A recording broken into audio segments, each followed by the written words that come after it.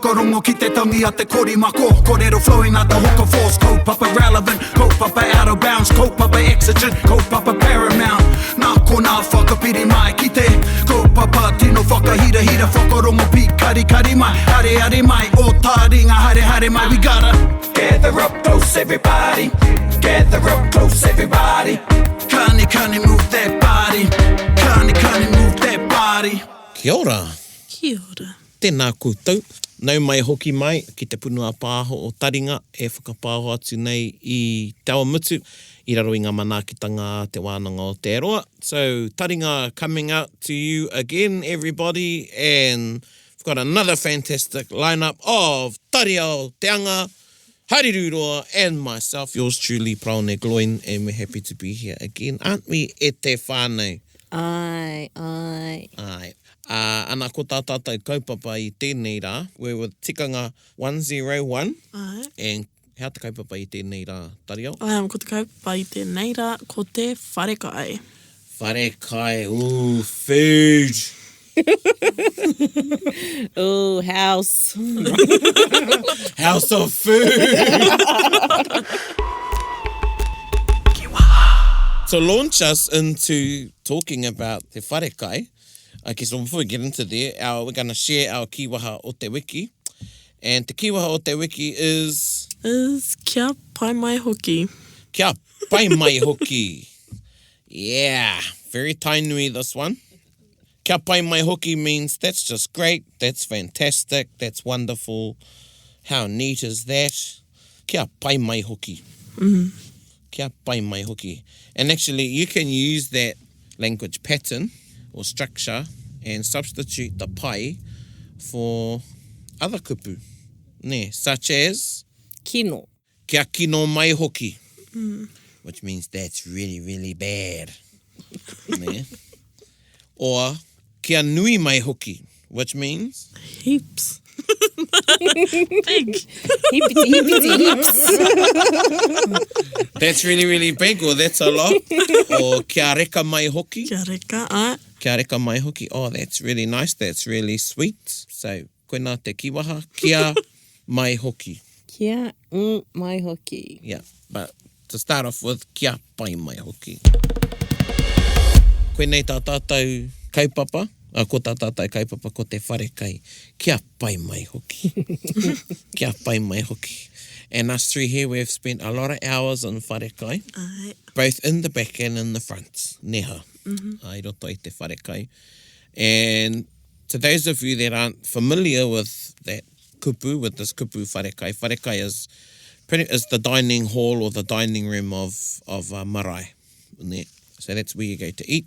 We have a lot of our functions in wharekai these days. So, you know, might have the wedding out on the marae ate, and then you'll have the reception inside the wharekai. A lot of birthdays are in the wharekai, 21st, all sorts of things. And of course, when we have any sort of gathering on the marae, at the marae, the eating is done in the wharekai. So ko te wharekai tērā. Traditionally though, we didn't have wharekai. If you hop on Google, I think if you put in hakari, the word hakari, you come up with a lot of photos of people sitting on the ground and eating on mats and things like that. And some of our kaumātua, I remember when we didn't have a wharekai at both of our pā, and some of the eating was even done in the wharenui. And I know some marae that recently didn't have wharekai, they'd eat in the wharenui. Yeah. But yeah, the majority of marae these days have a wharekai.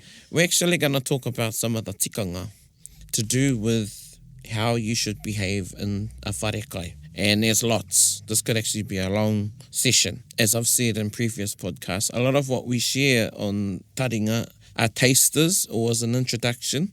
And we encourage you to go and ask people, kaumātua, perhaps in your own whānau, about their whakaro and their knowledge in regards to any of the kaupapa we talk about on Taringa. So he pērā anō mo te wharekai, me ngā tikanga he pāna ki te wharekai. Hea e tehi tikanga that spring to mind when you think about wharekai? Probably the first one off the top of my head is pāo. Pāo mo te kai. Kia ora. To call people to come into the wharekai, for kai, or for anything. Tēnā koe. Ai. And, you know, for our listeners, Tariao, because many of them wouldn't have heard of pau. Oh, yes, pau. I'm going to invite you to do a pau. So A pau. very special e te iwi. Here it Nice, is. short one. Yeah.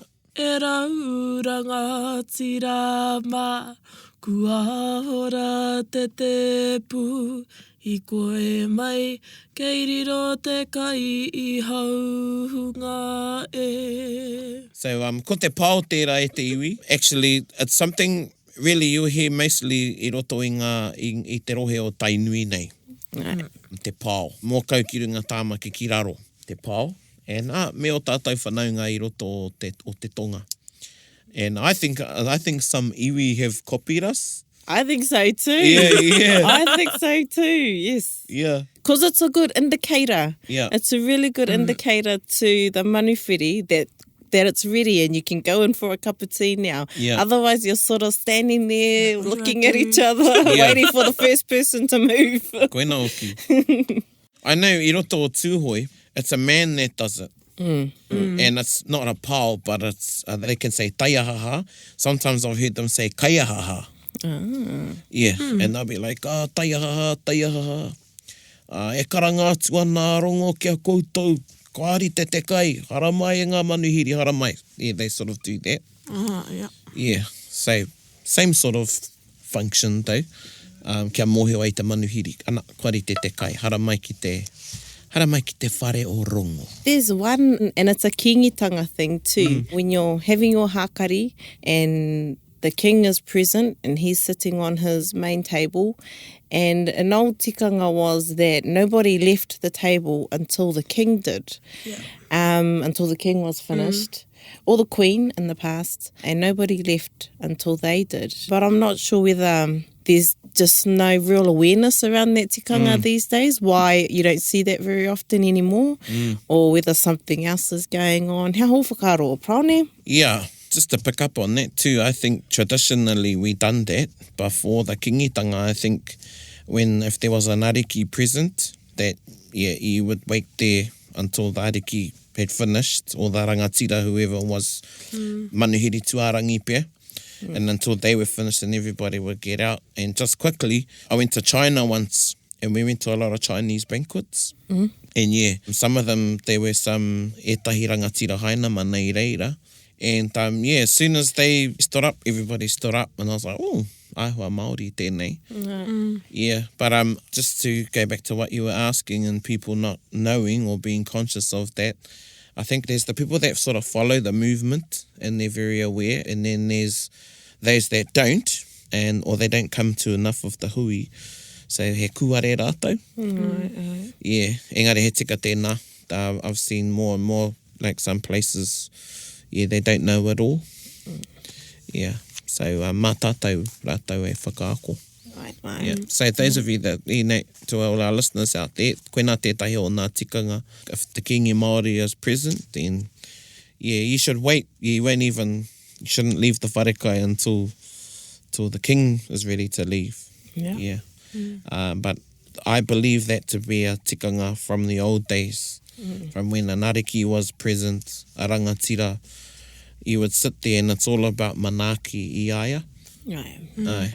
Koena tēnā. I wonder if these days too, like you have so many people that are fulfilling different roles in that particular kaupapa on the marae, so that somebody has their kai and then actually they got to go and do this other job that's getting ready for another job. So that can also start the tier of people sort of leaving the wharekai, and so it's not something that's deliberate, but it's something that just happens because it needs to in some way. Well, definitely, e hoki ana aku mahara, ko nā kōrero a rātou. Kei roto koe I te kihine, kei ringa rāna I te marae, kaua I ngā mērua. So you're either in the kitchen, you're on the marae. But in this day and age, we haven't got a choice. Yeah. There's lots of times we go out to the pā, we get the kai ready, and then the manihiri turn up, and then we go outside to do the pōwhiri. And then some of us will stay outside, and then some will go back into the kitchen. Down in Otaki, ko tētahi o ngā kuia o reira was Kiri Puai. And she was famous for doing the rewana, the steam puddings and all of that in the wharekai take the apron off, go out, do the karanga, and then go back in the wharekai. Yeah, but traditionally, yeah, you stayed in that role. But yeah, we just got to make do these days, not all the time. Yeah. I think ko tētai tikanga, and I've sort of touched on some of the tikanga is common sense. Yeah. A lot of tikanga actually is common sense. And ko tētahi is when you go in to sit in the wharekai, you know, it's filling up that, you know, that one table first. Yeah. You know, and that's common sense. Don't go to another table, fill up that one table. And that is, particularly if you're a manihiri, and you don't want to put them in a position where they're having to say, hey, go fill that bloody table up. Yeah. It's different at tūranga waiwai if you go to koronehana, of course you've got ushers and things. Yeah. But if you're going to a marae and, you know, just exercise some common sense, don't take the table closest. If there's a buffet there, you're going to be in the way, you know, those sorts of things. So koe nā tētahi. And me noho Māori is one kōrero I heard. Noho Māori, which is, you know, noho piri. Right. Don't go off over there and be antisocial. Yeah. Yeah, so kawe e noho parati is another expression. So don't sit spread out. Me noho Māori, kawe e noho parati. Koe nā etahi o ngā tikanga he iti, engari he nui. Aye. Ne. And then, of course, there's the whole, when you're sitting at the table, don't go reaching in front of people and, you know, there's a big bowl of kina in front of a nanny and, you know, she hasn't even got any out yet. Yeah. And you can grab the bowl. Or you even say to her, oh, pass the kinas. Hey. Yeah. There's 6 fry breads on the table and there's 6 people on the table, so just take one. Yeah. Don't take 2. Koe nā hoki. Koe nā hoki. I heard the expression I learned was from Tūhoi, is tau areare, is when you're greedy and you're only thinking about yourself. Ko te kōrero a te haumihi a te kiau. So tau means bum and areare means open. That's open for interpretation.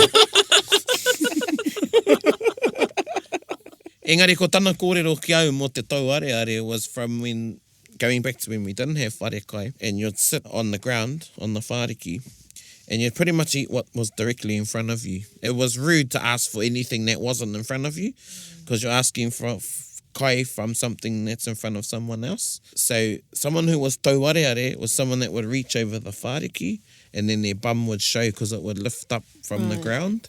And that's where the expression tau areare comes from being greedy or, you know, selfish. Yes. So don't wait for someone to ask assault's one thing. Yeah.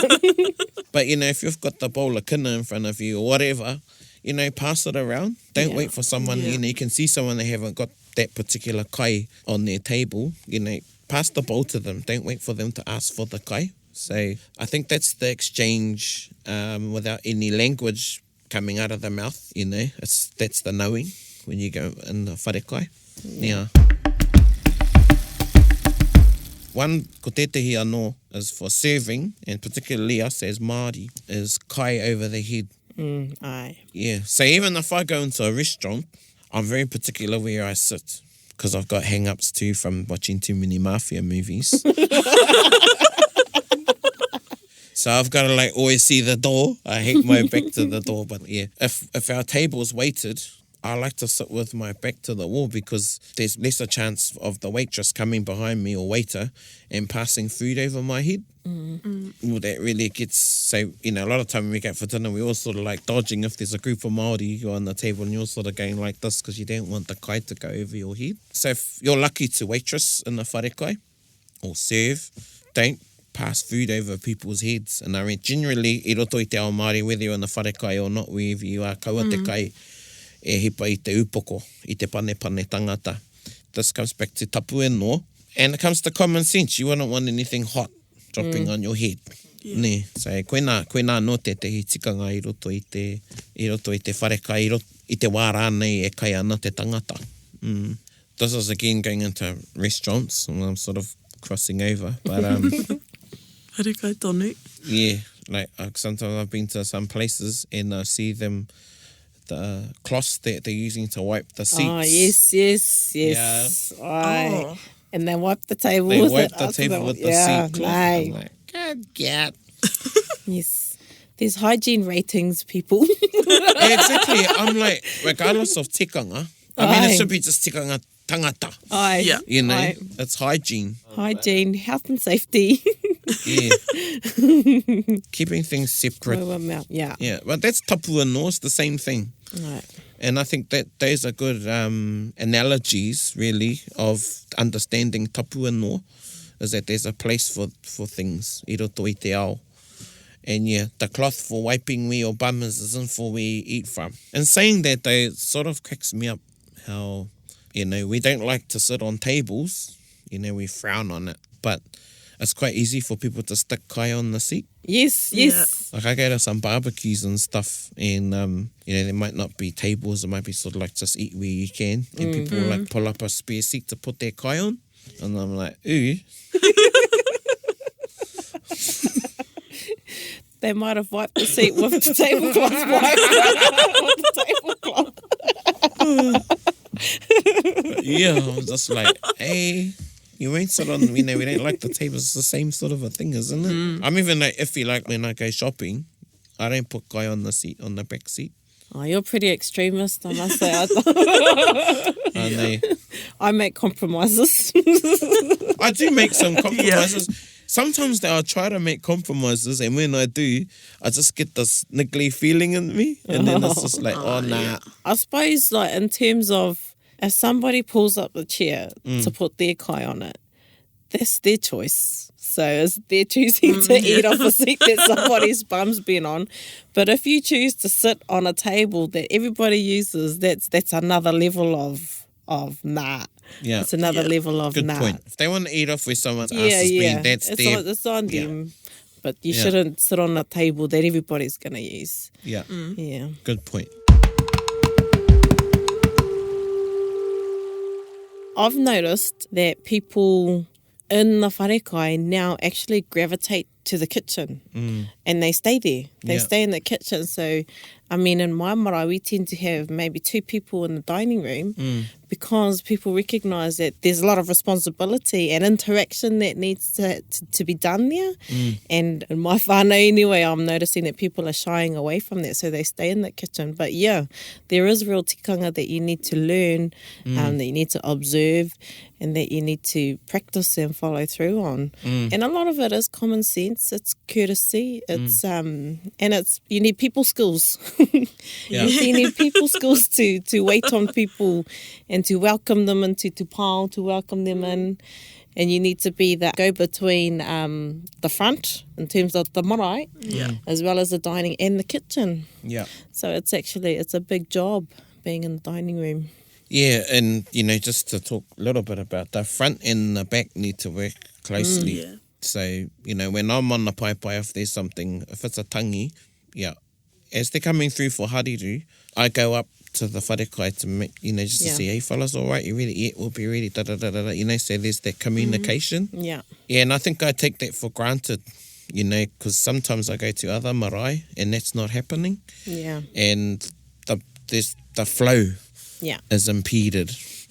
I runga i te marae, so there definitely needs to be that communication. And definitely there's the responsibility. And I think maybe some people shy away now that you're talking about it, because sometimes if it's a te reo gathering, neha, and kei te pirangi te iwi ki te kōrero Māori ki te hāwini, and koe te hāwini ka rea mōhio ki te kōrero Māori, so that might be maybe why some of them shy away. Yeah. But just going back to what Hariru was talking about, if you're waiting a table, don't hang around like flies. It's termed as pana tangata. You know, the manuhiri appreciate that there's probably more manuhiri coming after them, depending on what the kaupapa is or the take is on the marae. But don't look like you're trying to hurry them to eat their kai. Yeah, give them their time, give them their space. And the same token, the person having their cup of tea and their kai need to be mindful too and need to not hang around for hours on end because they like the biscuits or whatever. It's not a social gathering. It's not a... But have both of you waitress that tūranga wāwai? Yeah. So I think that's probably, you know, when koro neihana time. Yeah, you have to. There's a flow. For those listeners that don't know, koro neihana is the coronation celebration in the kingitanga. And yeah, you get thousands of manuhiri, and I'm not exaggerating, over the course of 5 days, and they're getting fed 3 times a day, and you might have, multiple sittings within those 3 main meals. So yeah, that's where, there's a bit of tūranga waiwai would differ to some other marae that may only have, maybe a 2 or 3 day gathering, and not as big, not thousands come through like that.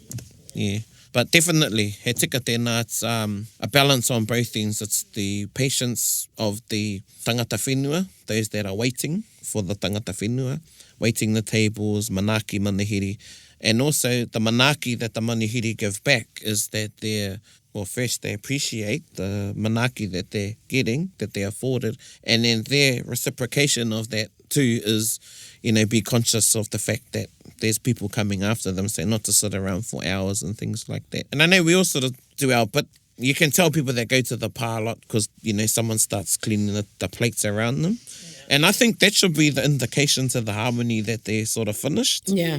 Hey, when you start seeing everyone sort of stack their plates up, that's a real Māori thing to do. And I've only just read, and I know I keep going back to restaurants because I go to a lot of restaurants. And when we go to restaurants and stuff, we like doing that as well. Yeah. Well, I just read in this article that actually waiters don't like that. Oh, why is that? Because it stuffs up there. They've got a system.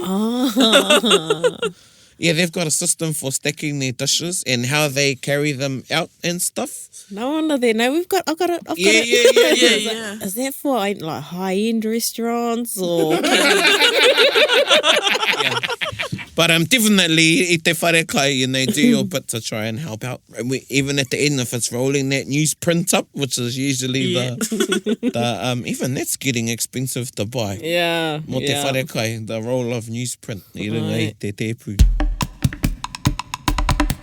Ko tētuhi o nā kōrero a taku kuia, me kaua e mahi kai, me he mea e whakaro kino ana koe. Yeah. So my nan used to say, never ever prepare food if you've got a bad attitude or you're feeling bad about something, because those feelings will go into the kai. Yeah. Very Māori philosophy. And, there's a chance that person can get sick. Yeah. And I think that's universal i roto I te ao Māori, kaua e whakaro kino.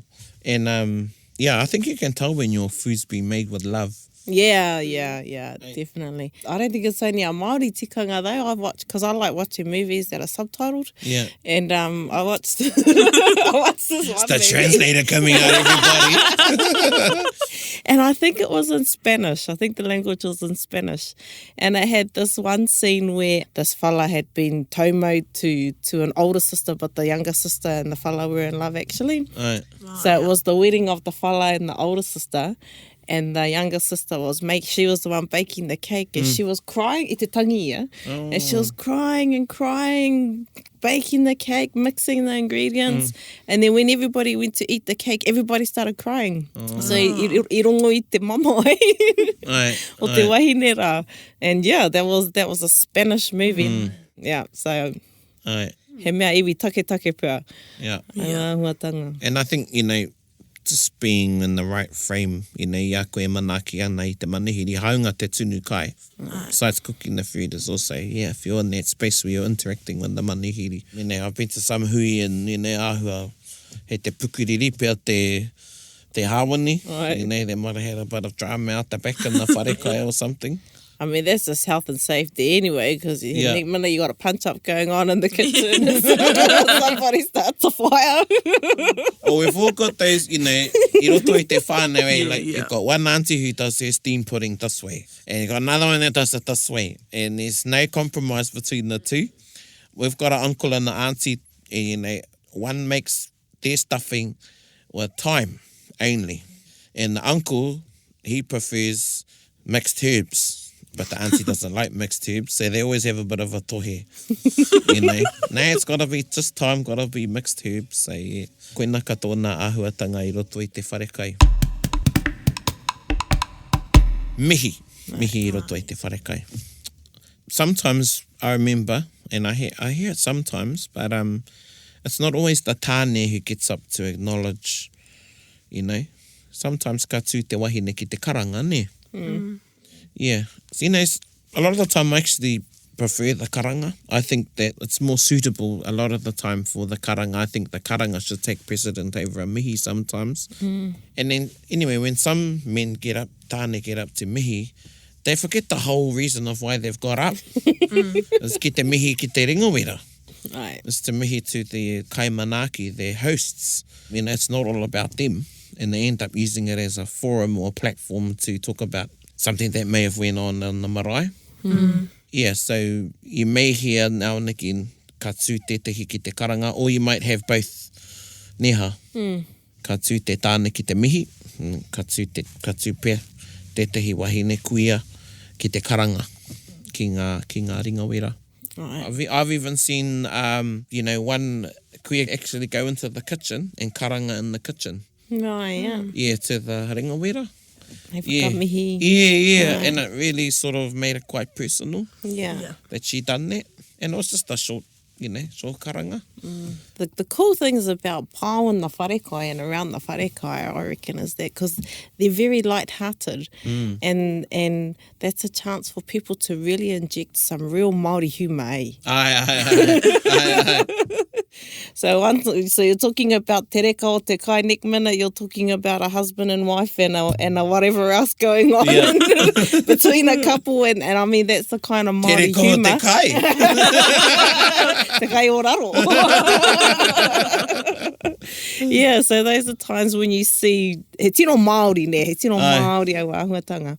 He putana, when it's done right. Aye. When it's done right, when it's done well. I know ko te māmo wina harawira, I think. Ko tāna pāo. Yeah, ko te waha o runga, ko ngata. Engari te waha o raro kore rawa. I think that's what it is. Yeah. So there's definitely that innuendo in a lot of our pāo and harikai as well. So ko te harikai tētahi is one that we're reviving, and we revived that at Timoti. And harikai te iwi was a haka, really a type of haka performed at a special occasion, and every kai had its own haka. And the haka would be performed as they're bringing the kai out. And again, some of that innuendo would be in those haka. That might really be just as part of life. And I think that's another thing too, is coming back to the lighthearted, things being lighthearted. Is some kaimihi get a bit too serious. Yeah. You know? I think it's time to be jovial and happy. And, yeah, I roto i te wharekai. Ko rongo hoki. And it's a place of informalness. You don't need to be so uptight, really. Yeah. Two big no-nos, tāne mā is, o tātou mā, is kaua te hunga mate e mihi ki roto i te wharekai. Koa ea e rā mihi ki runga i te marae. So, you know, you've acknowledged those that have passed on. Leave that for on the marae or inside the wharenui. That does not need to be brought into the wharekai. That's not the place to acknowledge those that have passed on. And secondly, big no-no. If you're from the marae or you belong to that people, you know, you have a connection, then really it's not correct for you to mihi to the ringawera. Ne, because really you're actually acknowledging yourself. Ne, kia kino mai hoki. Ne. Kaue e whera, waiho mā waho. Leave it for somebody else. Waiho mā te tangata hei mihi. Ne. So koena e tahi atu tikanga mō roto i te wharekai. And that goes back on our whakatauki. Kāre te kumara e kōrero mo tōna ake reka. Ne. So the kumara does not speak of its own sweetness. Ne. Every marae has their own way of doing things on their marae, just like tikanga. Same goes with the operation inside a wharekai. But you'll see these overarching tikanga i roto i te wharekai. So koe nā tātai kōrero, kia pai mai hoki. Kia pai mai hoki.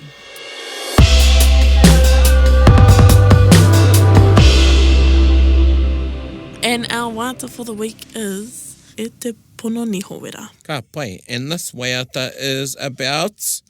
Is about... I don't know. Me waiata e gad. How te kaupapa, I should say. How te kaupapa o tēnei Mihi waiata. tū ringa wera. Ai. Ka pai. So this song acknowledges the ringa wera, and you may have heard, you know, if you're not familiar with that expression, ringa wera means, you guessed it, hot hand. But hot from being around the cooking fire, so it's a kupu whakarite for those that are working in the back in the kitchen, so the cooks. So this is a song in acknowledgement of them, composed by Pania Papa.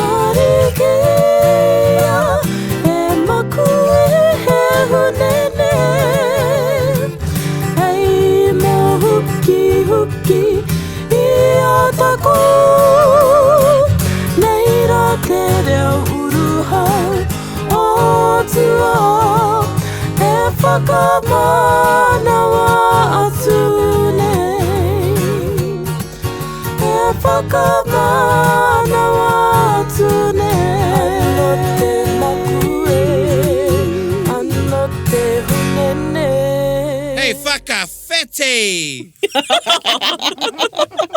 Look, we're all jovial. Talking about food and everything like that. It's actually making me hungry. Anyway, e te iwi, that was te waiata o te wiki. Kia pai mai hoki. And yep, don't forget our kiwaha. Kia pai mai hoki. Kia pai mai hoki. Right. Na, and of course the tikanga we talked about I roto I tēnei terenga o Taringa. And that's a wrap from us. E mihi atu ana kia koutou katoa. Kia pai mai hoki, tēnā koutou katoa.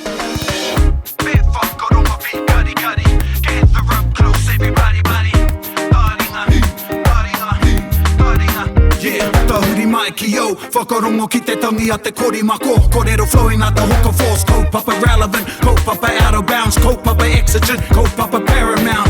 Nā ko nā whakapiri mai ki te kaupapa tino whakahira hira. Whakarongo pi kari kari mai. Hare hare mai, o Taringa hare hare mai. We gotta gather up close everybody. Gather up close everybody. Kani move that body. Kani move that body. Taringa. He mea tuku nā te wānanga o Aotearoa. To listen to more episodes, search for us on your podcast app and subscribe. Taringa, whakarongo mai.